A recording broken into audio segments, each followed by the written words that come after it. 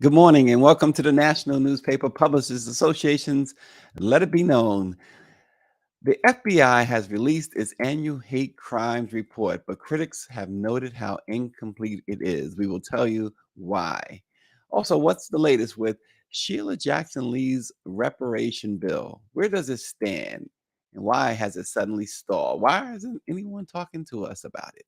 And hip hop star Megan Thee Stallion is preparing to take this witness stand in the trial of Tory Lanez, who allegedly shot her more than 2 years ago. But first, we begin with Black Lives Matter Global Network Foundation, which is working to help struggling college students by providing them grants to cover mounting education costs and student loan debt. The Black Lives Global Network Foundation on Monday announced that they had launched a new relief fund aimed at Black college students, alumni, and dropouts overburdened by mounting education costs and the student loan debt crisis. The foundation said it set aside $500,000 for the fund and plans to award more than 500 recipients with relief payments ranging from $750 to $4,500. A public application process for the fund opened on Monday, and recipients will receive their money in January if selected. Details about the fund were shared just yesterday. The Black Lives Matter Foundation Student Solidarity Fund is an expansion of a previous initiative it started last year as millions of Americans struggle to make ends meet and economic uncertainty in the coronavirus pandemic. This time, the foundation said it intends to pursue or use philanthropic dollars to draw attention to issues of economic injustice, especially while a proposed federal student debt forgiveness plan is held up by litigation from opponents. And just yesterday, a new lawsuit was filed against President Biden's student loan forgiveness plan. Of course, the plan was to forgive up to $20,000 in student loan debt for those who had a Pell Grant and $10,000 for those without the Pell Grant. The fact of the matter, Black Lives Matter says the fact of the matter is that Black people who work to get an education are struggling right now. The board chair, Cicely Gay, said, "We can recognize that we can't build a world of true liberation without the brilliance of Black people who are committed to furthering their education." The relief is meant for bachelor's degree recipients, as well as those who did not complete their degree but still carry student loan debts. Now, what's interesting here, of course, is Black Lives Matter had been getting a lot of flack in the mainstream media about misappropriation of funds. I'm here to tell you this morning, I've not seen the headlines about Black Lives Matter giving out the student loan debt, helping students with their debt. $500,000 fund. Naturally, they can't do what the federal government can do, at least not to this point. But who knows? They're working certainly hard to do that. In other news this morning, the latest Department of Justice hate crimes report found more than 7,000 hate crimes committed in 2021. The FBI defines a hate crime as a committed criminal offense which is motivated in whole or in part by the offender's bias against race, religion, disability, sexual orientation, ethnicity, gender, or gender identity. However, here's a problem with the report. It's woefully inadequate. 35 major U.S. cities failed to report hate crimes in 2021, while the country's two largest cities, New York and Los Angeles, did not provide the FBI with any data. The third largest city, Chicago, reported zero hate crimes, according to the FBI's report. We know that that's just not accurate. And so, according to the report, more than 7,000 single bias incidents were recorded involving more than 8,700 victims. 65% of victims were targeted because of the offender's race, ethnicity, or ancestry bias. 16% occurred because of prejudice against the individual's sexual orientation. 13% was religious bias, 4% with gender identity, and 2% disability. 1% was gender bias. The report further found 188 multiple bias hate crime incidents involving 271 victims, and more than 5,700 hate offenses were classified as against persons, with 44% intimidation, 36% simple assault, and 18% aggravated assault. Officials classified 9 murders and 13 rapes as hate crimes in 2021. And naturally, we see the hate in America is probably at or near an all-time high. And that obviously says something when you consider Jim Crow and the civil rights movement. But things have not gotten much better. We saw in the video with Mark Curry just the other day, right? We showed it on Let It Be Known yesterday. That just one small incident in what's been going on in America. Also, this morning, whatever happened, Sheila Jackson Lee had pushed the reparations bill, one that really California has done and has completed. And in fact, next summer, the state of California is going to start handing out reparations checks and other means of reparations for those victims of the transatlantic slave trade, those who are ancestors of victims of the transatlantic slave trade. Sheila Jackson Lee has been pushing a federal bill for several years now. Actually, the bill is decades old, but she had renewed the bill a couple of years ago and had a lot of initial support. We hear very little about it. And this is just a bill to study and develop reparations for African Americans. Um, so we're talking about a study. They can't even get a study through Congress, which is really, really interesting, given the fact that a couple of years ago, right after the George Floyd murder, there was this big push to get this done and get that done. We should have the George Floyd and Police Justice and Policing Act. We should have the Voter Rights Act. We should have reparations. And Sheila Jackson Lee, when she spoke to us about a year ago, she was very optimistic that this was finally, she had the votes. We wrote stories about it. And now it has, like everything else on Capitol Hill, it has stalled. The vote is it's still in the House, it's still pending in certain committees. Yet they tell us they have the votes and it has gone nowhere. She co-sponsored this bill, and she's called on, and she meaning, of course, Representative Sheila Jackson Lee. She's called on President Joe Biden to sign an executive order setting up the commission for House Resolution 40, which is the bill itself. The bill was first proposed, as we said, decades ago by the late John Conyers, who introduced it in 1989 and spent years advocating for it.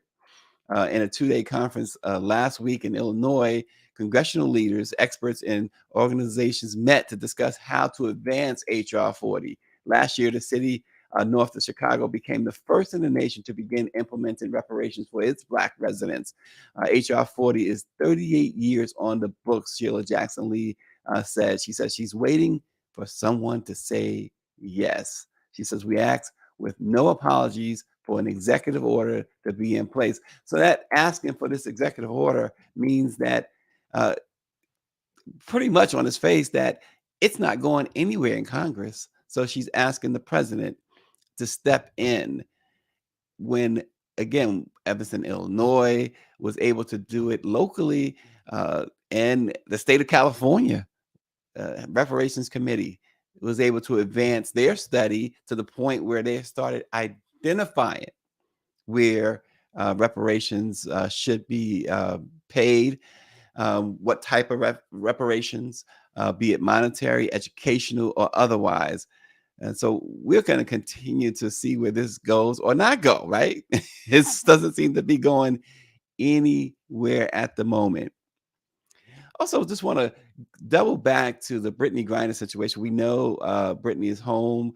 Uh, Reports that she was at a military base yesterday and playing basketball, dunking again.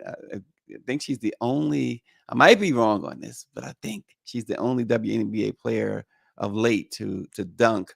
And according to multiple insiders, she was right at home, getting her feet getting her feet under her, right on the ground, playing some hoops and getting relaxed with her family, which is uh, really good to hear as the controversy continues to swirl around. Well, Paul Whelan is a U.S. Marine.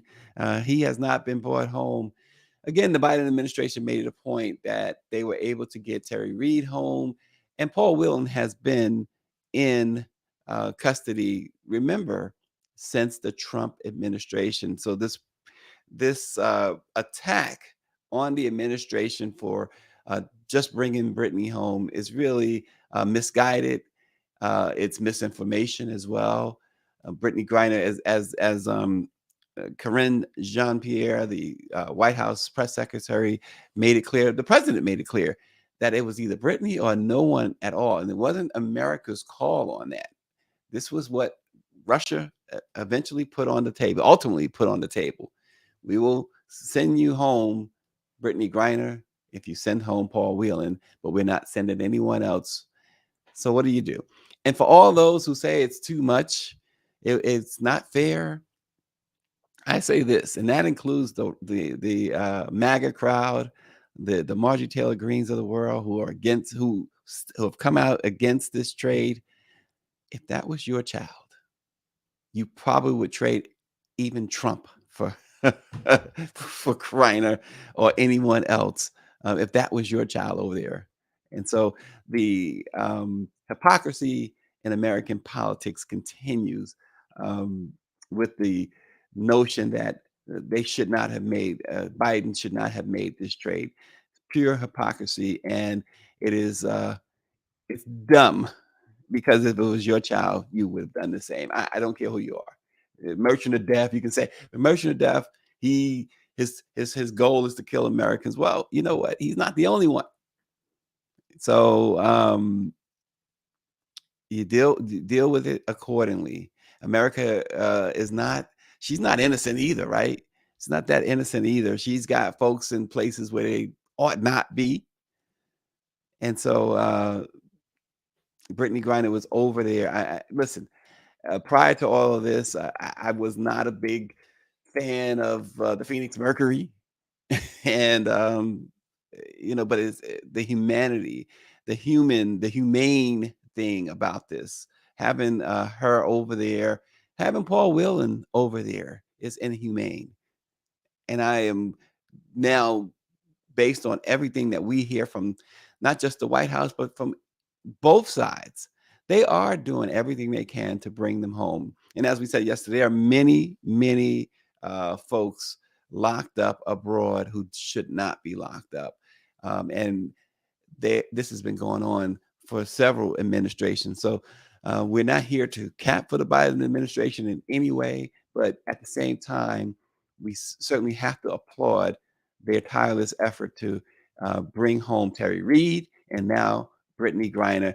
And we are certain that they are working overtime to try and get Paul Whelan home, if for no other reason. If you want to be cynical, if for no other reason, it's for PR purposes. I mean, there's an election, there's a campaign that's going to begin in earnest when that uh, clock hits 2023. Whether it's the president running for reelection or Kamala Harris running for president, the Republicans have already started. They got their MAGA king announced already that he's running for president. So you can rest assured that the Biden administration wants Paul Whelan home.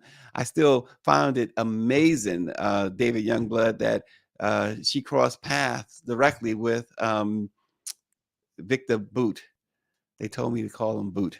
So Victor Boot, um, at the tarmac there in the UAE. It's still a very surreal scene when Brittany was released. David also mentions too that we have black men serving life sentences for weed. So again, charity begins at home, doesn't it, David? You got to take care of home first. Maybe that's another way of saying it. Now, here's another thing. Power 96. Someone posted under Power 96. I know it's not your name, but it's your handle, Power 96. It says Paul Whelan is a disgraced former Marine. He was kicked out of the U.S. Marine Corps, a bad conduct discharge for committing larceny. Um, now, I, I got to tell you, I don't know that. These is Power 96's words or reporting. So we can't, the black press can't substantiate that at the moment. But let's say that's so. We still say bring him home, right? We still would like the guy to come home, even if that's the case. Russia says he's a spy, which really differentiates a charge of having a little bit of cannabis oil or whatever type of oil that was, as opposed to being a spy. That's a serious charge. Um, does it equal the merchant of death? Some people will argue that even that is not a fair trade. So we'll keep watching that. And Power 96 again writes in that Donald Trump left Paul Whelan in Russia. Um, and David Youngblood does agree with, I guess, what my sentiment, spy or not, they should bring Paul Whelan home. You think about the conditions there in Russia, and we've got to see even more. It's really interesting that we got to see even more of those conditions after Brittany was released. They showed some video of her in the prison colony there in Russia. I'm kind of curious. I would imagine that more video is to come. Uh, this was all a part of, she was a pawn. It further shows how much of a pawn she was. In the case of Paul Whelan, uh, very little has been said about Paul Whelan, except the fact that Russia has accused him of being a spy. He says he's not. America has only said that he is unlawfully detained. Um, there's been no, to my knowledge, been no concrete language from the United States government either confirming or denying that he was a spy. I have not actually heard anyone say, no, he wasn't a spy. They've said that he's been unlawfully detained. So we will see. But it's hard to imagine that he was a spy if what Power 96 is writing, if that's true, that he was discharged for committing larceny in the military. There's no way that he would be. You would think there's no way he would be working for the U.S. government, particularly in such a precarious position. So we will see. Supporters of Megan Thee Stallion are set to rally outside of a courtroom in Los Angeles today as the Grammy-winning hip-hop star prepares to testify in the trial of rapper Tory Lanez, who is accused of shooting Megan in the foot on July 12th, 2020. The Gathering for Justice, a nonprofit organization founded in 2005 by singer Harry Belafonte, is joining forces with women's advocacy groups and violence prevention organizations, including the Southern Black Girls and Women's Consortium, Second Call, Homies United, and Take Charge Incorporated. They're all going to Los Angeles to support Megan, as reportedly she's going to take the stand against Tory Lanez in that case. Tory is facing a long time in prison for his actions on that night.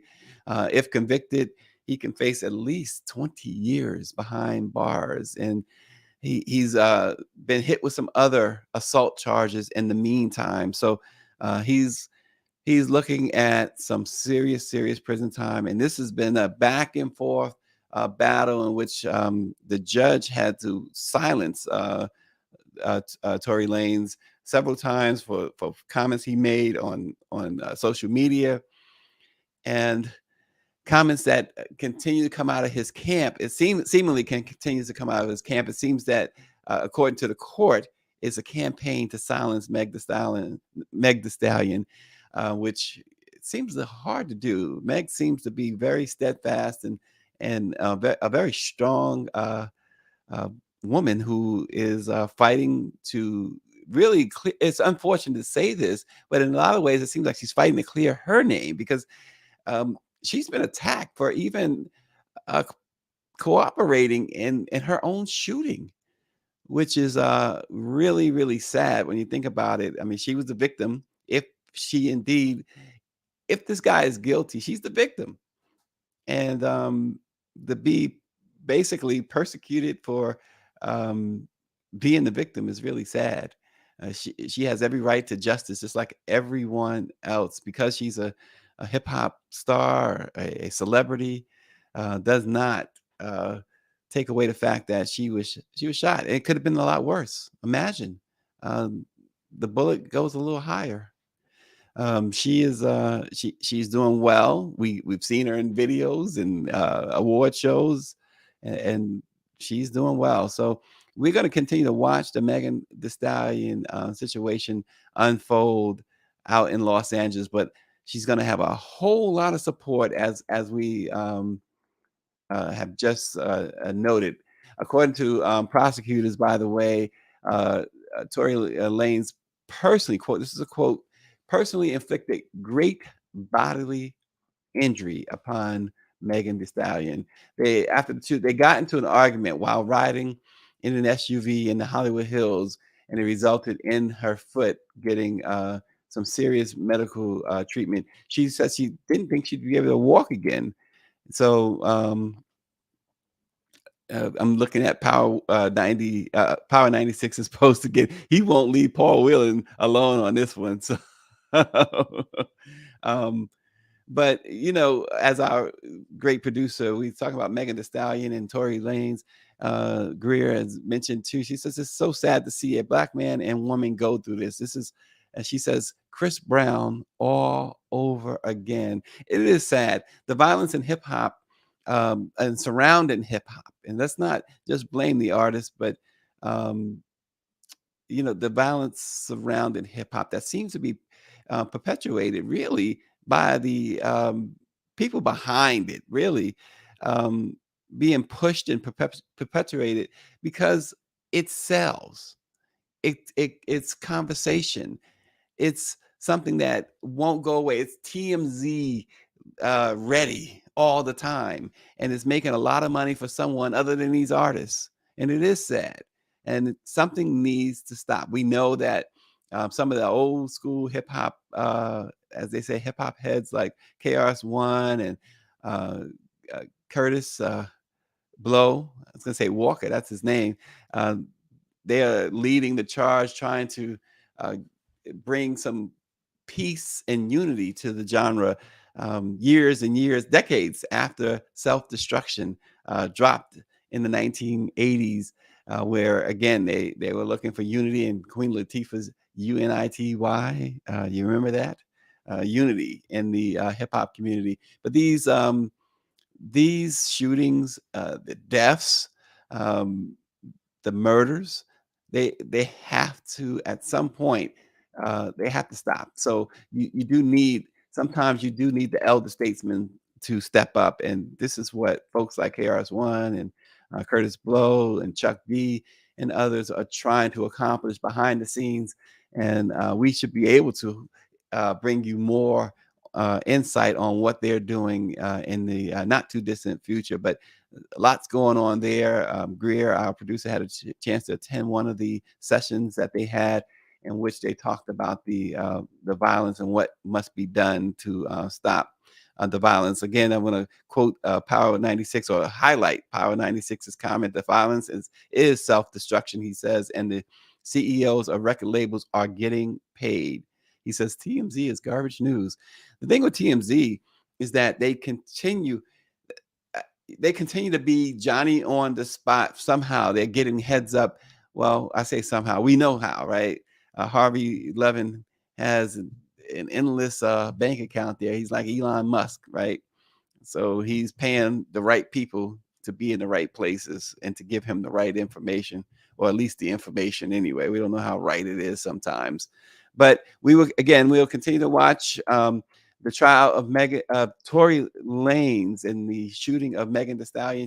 She is to testify today. And again, some of the charges against Lanez is personal use of a firearm, an automatic firearm, carrying a loaded, unregistered firearm in a vehicle, and assault with a deadly weapon are among the charges. And it seems like as days go by, prosecutors add even more charges, because this last week, an additional felony charge of discharging a firearm with gross negligence was added by the Los Angeles County District Attorney's Office. And again, he's facing at least 20 years. If the judge gives him, if he's found guilty and the judge gives him all of the time that prosecutors want, he will serve 22 years and 8 months in prison, all totaled. So we'll watch that, and we'll continue to bring you updates. But stay tuned for Let It Be Known. We have some great stuff coming up for you in the days and weeks to come. Thank you always for joining us. Thanks for being our loyal viewers to the Black Press of America. 195 years old. Black Press of America was founded before the end of slavery, 1827, in New York. Everybody, have a great day. We'll see you tomorrow.